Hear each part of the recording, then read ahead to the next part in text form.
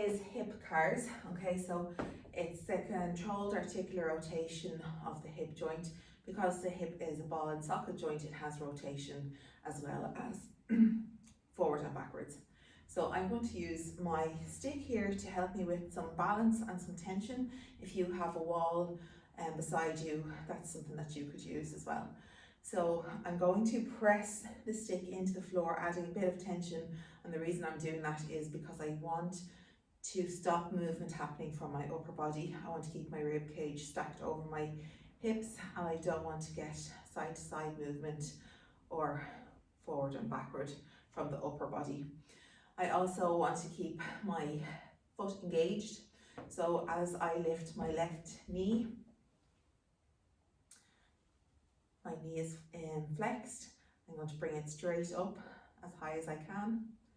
I'm going to open to the side, trying not to get this movement from anywhere else. And I'm moving into internal rotation of the hip. I'm moving behind and coming forward. And I'm going to reverse that, bringing the knee back, opening out, external rotation, bringing my knee forward. So I bring my ankle forward and then my knee. So this feels a little bit strange at first when you start doing this, and definitely don't push through any discomfort that you have or any impingement or restriction in the joint.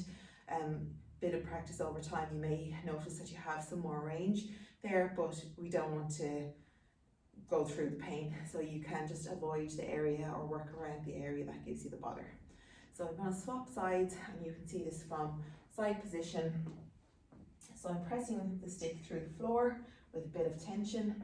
I'm keeping the rib cage stacked, so I've kind of got a bit of tension through the midsection here, and I'm going to bring bending my right knee, bringing it up as far as I can. My foot is engaged.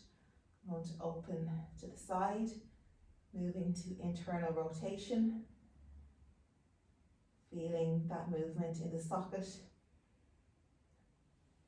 and then I'm going to reverse.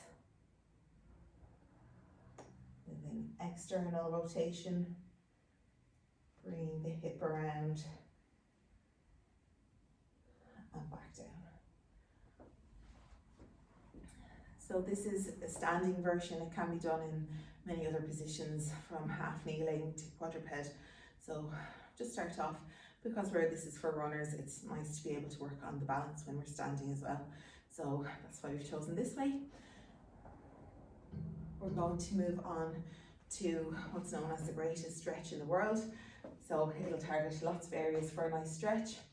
I'm going to start off with my left leg behind and my right knee bent up at the front, and my two hands on the floor.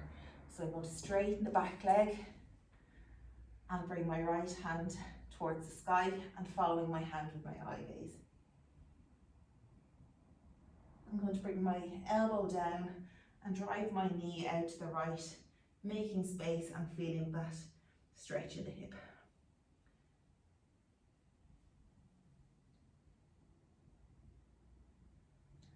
As well as the hip, I'm getting a little bit of stretch and rotation through the spine when I turn up, and then getting into the hip when I come down.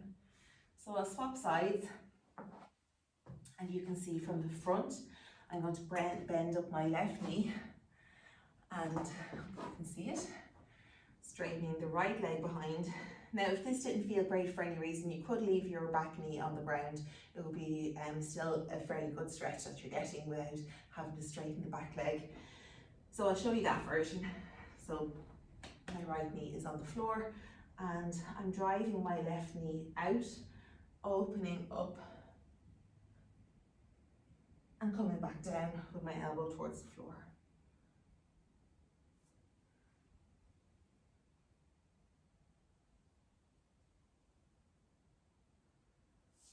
Now, if it doesn't suit you to do this from the floor, whether you have a restriction in your knee or some other discomfort, you can elevate the surface and still do the same thing. So if you're not quite ready for the floor, I'm going to have that left knee bent and still open up to the side and come back down, okay?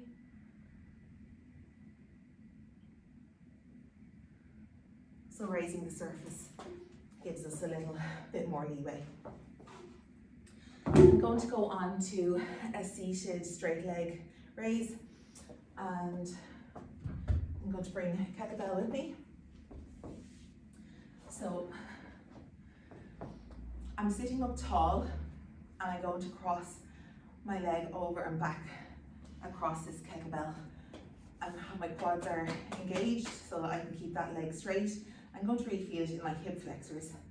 So I'll place my hands on the floor. I'm trying not to get the movement from my upper body, but if you needed a little bit more leeway, you could definitely sit yourself back a little bit further, okay, from the upper body, and that might give you a bit more allowance. So I'm going to lift up my leg and cross it over the kettlebell. Of course, you don't need to use a kettlebell, you could use anything, or you could use nothing. If you wanted to shorten that range, you could really just pick up and pull back down again, and you'd still be getting great work done. Okay, so once you've done one side, you'll be going over to do the other side.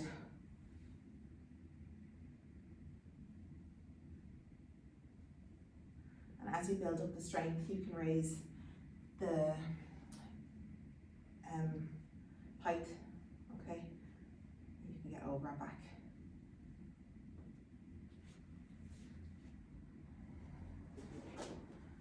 And for the last one, we're going to go into a hip flexor stretch.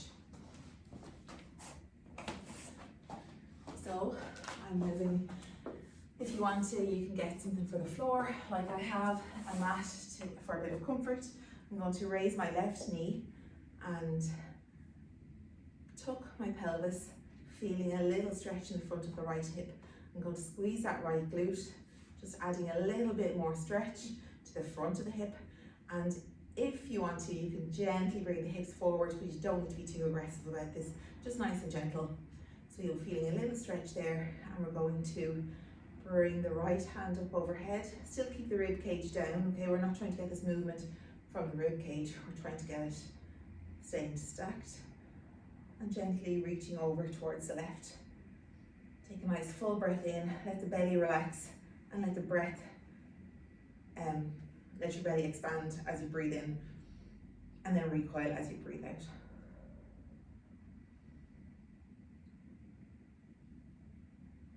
So after that, you can go and do the other side.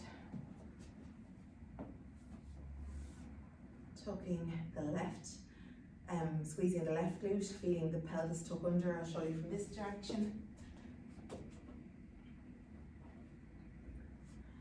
Reaching the left hand overhead and reaching over towards the right.